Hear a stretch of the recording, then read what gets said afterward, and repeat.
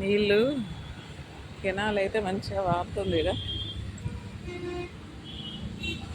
Yellow colour, red colour flowers, ఇక బంతి పూలు అండి, బంతి పూలు, మారేడు దళం. ఇలా వినాయకుడు ఉన్నాడు ఇటు సైడ్.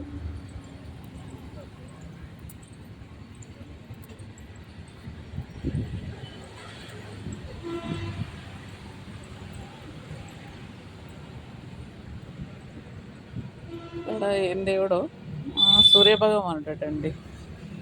7 గుర్రాల మీద సూర్యభగవానుడి విగ్రహం కూడా ప్రతిష్ఠించారు. అలాగే వినాయకుడు అండి, వినాయకుడిని కూడా ప్రతిష్ఠించారు. ఇంకా అటు వెళ్దాం.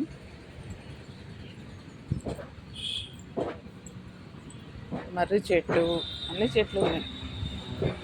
పైనకు మెట్లు,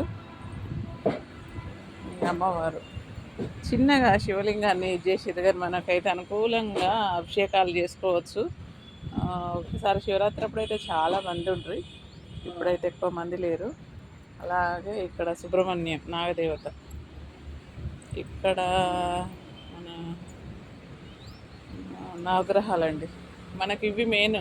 ఏది సూర్యచంద్రుడు, నవగ్రహాలు అయితే నేనైతే నమ్మే దేవుళ్ళు. ఇక అన్నీ కూడా మనం నమ్మాల్సిందే కాబట్టి చూసి కనిపించే నవగ్రహాలు అయితే మనను ఎక్కువ శాసిస్తాయని అయితే నేను అనుకుంటా.